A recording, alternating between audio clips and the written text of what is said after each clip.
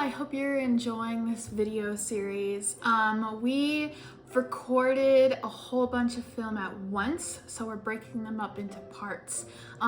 This time we'll be uploading part 2 of, I believe it will be 4 parts, about our story, working towards parenthood. So if you haven't yet, please watch our first video, and our second video is going to be all about the beginning stages of pregnancy and the decisions that we made. So it's a lot of fun. I hope you enjoy it.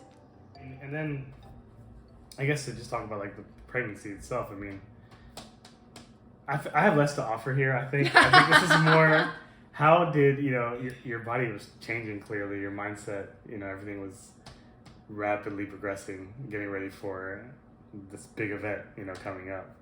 So I guess we can just talk about, like, I don't know, what was that like, I guess? I mean, I remember the first few months. That was wild. Yeah. And the last few. So, but yeah. I mean, yeah, so pregnancy is a wild time. But it's also like, once you walk through it, it's really cool to see what your body is capable of. I mean, I'm sure you can speak to that too a little bit. But yeah, so I mean, I would say that overall my pregnancy was pretty standard. I didn't have any complications, thank goodness. But I got your classic symptoms. So I got the morning sickness. Oh yeah. And that was rough. Because I was working a very physical job at the time, and I felt like my morning sickness was affected by motion. Because I do suffer from a little bit of motion sickness as well in general. So like having to get up in the morning and push these big set pieces around and just be physical and sweep an entire stage in the morning. Like, all that was really challenging. Right. And I wasn't keeping much food down at the very beginning. I was eating only raw fruits and vegetables, a little bit of cheese, a little bit of yogurt, and some plain crackers, and that was it.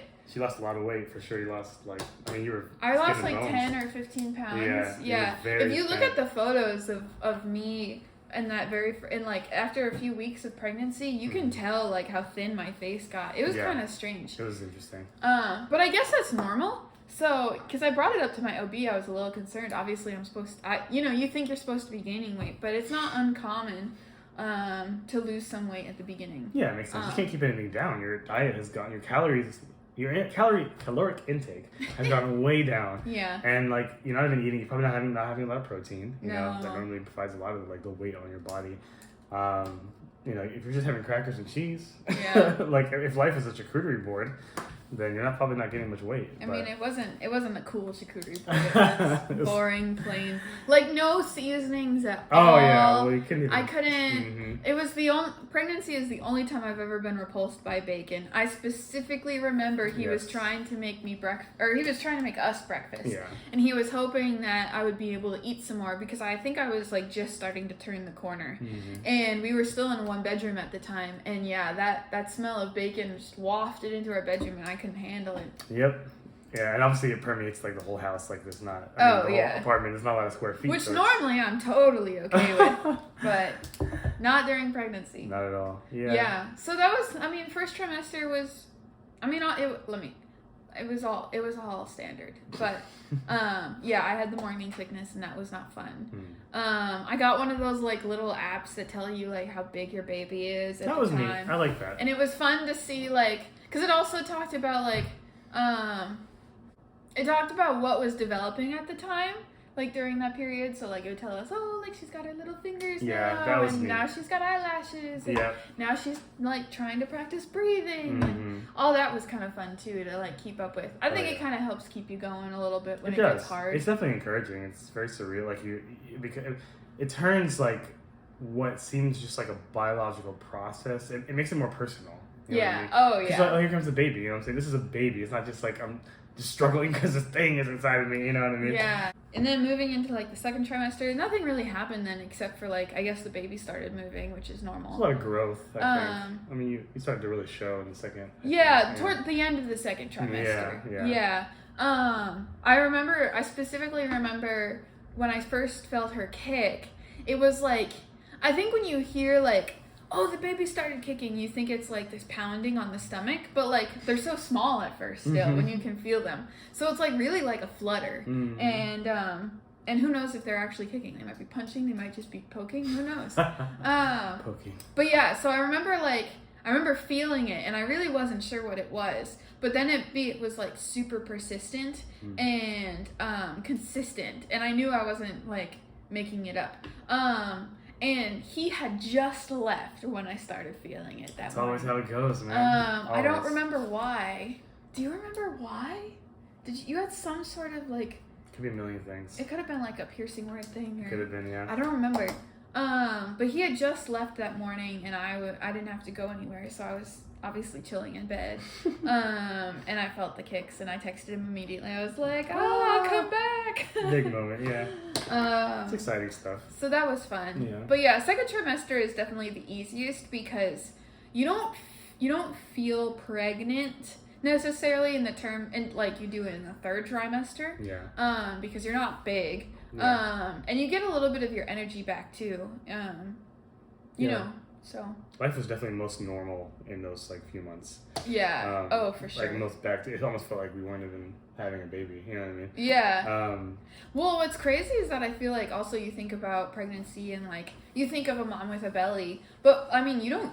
And I was small too. You were pretty small. But overall, but like I feel like I didn't start to look pregnant in like almost all the clothes I wore until like into my third trimester. Oh yeah. So that was kind of strange. It's like I feel like I could have walked around and nobody would have known I was pregnant for so long. You could have. And that was the strangest feeling, especially like going back to the first trimester. We didn't want to tell I didn't want to tell anyone right away because I didn't want to tell everyone and then lose the baby because you know you can lose your first one. It's not uncommon. And so yeah, so that was all I could think about when I was walking around is I'm pregnant and you don't know it, and that was weird. Yeah. So third trimester. Yeah, all the very big changes in the third trimester. Yeah. Yeah, the growth. Yeah. But I mean, I was small.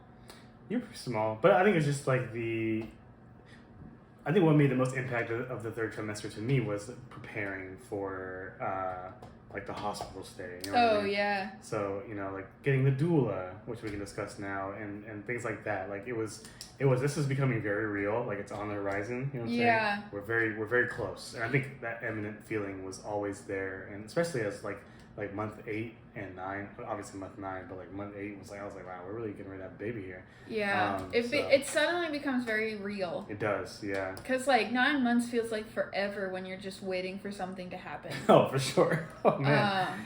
And that's honestly like pregnancy. The whole time you're just things are happening to you, but the one thing you want to happen hasn't happened yet, so you're just waiting. Well, I think it might just be my perspective as a man, I'm not having the baby, but like the pregnancy, and then like I thought of the pregnancy as one separate thing. You know what I mean? I know it's part of growing a baby and then birthing it, but it really feels like two separate things. You know what I mean? Because like especially for me, because I'm not like growing anything. I'm just trying to support you in this journey, and so for me, like I know I got even more excited because I know like now I finally get to take a part of this, you know what I mean? Beyond just like trying to protect you as much as I can. We don't live in the jungle, but supporting you and whatnot.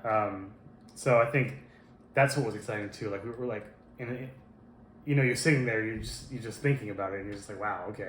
In a month, I'm going to have a baby in my hands, like cradling it. You know what I mean? Yeah. And the idea of it is so much more, I think, impactful to me or real for me than just knowing that we were pregnant. So yeah. But yeah, we got a doula, and for those of you who don't know what a doula is, she's like a non-medical assistant, to kind of help you go through the birth in any non-medical way. So kind of just making you feel better, helping you, or some doulas will like massage your body or like do different things to help you feel comfortable, remind you of different things to catch you through what you're going through. Yeah, so I mean that's essentially it. It's like a midwife type of role, I think. Well, without like without the medical knowledge. Yeah, without like the nursing experience. Yeah, so basically. she's not like checking my blood or anything, or she's not definitely not delivering the baby by any means. Yeah, she's there to support you especially, to help me support you. It's just like, and I think it's a helpful presence because it's someone hopefully that you've had time to get to know. Yes. You should be meeting with them. It should be part of their program before months before you have the baby, and sometimes even afterwards if they come in and they check on you, and they're there through the entire process. So it's nice to have that third person in the room, especially for us having, like we explained before, having parents, across the nation who can't on the drop of a hat, just fly over or drive over to see us. Exactly. So having that support was really great. Especially like for myself too. Like just I didn't know what I needed to do to help you. I knew what normally helps you, like during the day. But like what am I? Like you're having a baby now. This is a whole different situation. Oh yeah. My normal like tactics of like comforting you might completely be useless. So. Having her there, it was reassuring because she had been there. I think that's another thing, the experience. You know what I mean? Like she'd been there with a ton of different babies. Oh yeah, that was something we vetted. We wanted to make sure that obviously she had been through several births. So I think she said she had been through a couple hundred. She's seen it all. Like I think So and of course she's had her own too. That was big help. To me. I think we wouldn't have. I mean, I would have been okay with it if she hadn't, but I think that was a big deal too. That was a big deal. Because she knows how it feels, like from that first person perspective, not just seeing it all the time. Right. But yeah, no, so helpful. But I think make your own decision. You know what I mean? Do your research, figure out what's best for you. I know that it's a natural process, but it's not easy. I mean, you can attest to that. Yeah. Well, and a big reason we did it is because it's natural. It was our first time. We didn't know what was going to happen. Exactly. Yeah. Why not? Use resources. Exactly. There's any other situation in life, I feel, you can go in with knowledge, with books, with like people's advice. You know what I mean? You talk to people about things, you make big decisions. Yeah. So why not, when you're having another human, like you're bringing it into the world, like why not? You know what I mean? So yeah, I mean, just do your research. Like I think don't let people talk you out of it or even talk you into it, although we'll probably try to. I think just like make your decision and stand by it, and I don't think there's any. Do your research. Yeah, there's certainly no negative, I think, in my opinion, to having one. Like, why would an extra person? The cost. Yeah, but that's about it. Baby's gonna be expensive. Okay. Well, that's also true. They're gonna be expensive. Yeah. So yeah, that's just a little side note. I feel like I wanted to add, and not even that, but just how you want your birth plan to go in general. Like stand by it. I feel like you do your research, formulate a plan that fits best for you. Yeah. What you like, and stand by it. Don't let people talk you out of this and no, you don't need this or whatever. I think this is an important time where you need to like have your convictions. You know what I mean? Because you know what's best for yourself. So, and then it's also a learning experience being a first-time parent. So. Absolutely. And honestly, like standing by your convictions helps you, I think, into parenting because you're going to have to do a lot of that. Oh, a lot more of that. And you're going to be less sure of things too. Mm-hmm. And you give a child a lot more. You're having to give it to teachers you don't necessarily know. Yeah. Give them to people at daycare. But even like the small things, like if someone is telling you your baby is teething and you're just convinced that they're gassy, you know what I mean? Like I see what you mean, stand by that. You should, because also you as a parent know your kid best. Like that will always be true. Yeah, you can't. People I think who have been parents for a long time, you can certainly learn from them, and you should try to learn from them. But absolutely. It does not mean that they have like absolute knowledge and like authority, I guess, over. Right. They shouldn't make your decisions like seem like they're less informed than theirs, because that's your kid. You're spending all the time with it. Yeah. At the end of the day, they can give you all the advice you want. But at the end of the day, you're having to go down, put that baby down, change his diaper, feed it. Exactly. And that's what's important. So you do what's best for you. You do what's best for you. So yeah, just a quick little empowering side note. So what do you think? You want to take a break? Yeah, we can get some water. Okay. Thank you so much for watching, or if you're on our podcast for listening. We are so grateful for every single view and watch and listen that we get. We are starting out with posting once a month, so be sure to subscribe to our YouTube channel, and you can listen to all of our videos as well on almost any normal streaming platform for podcasts. And we're at 22 parents everywhere. I hope you enjoyed this journey and conversation that we're having, and we'll see you back for part 3.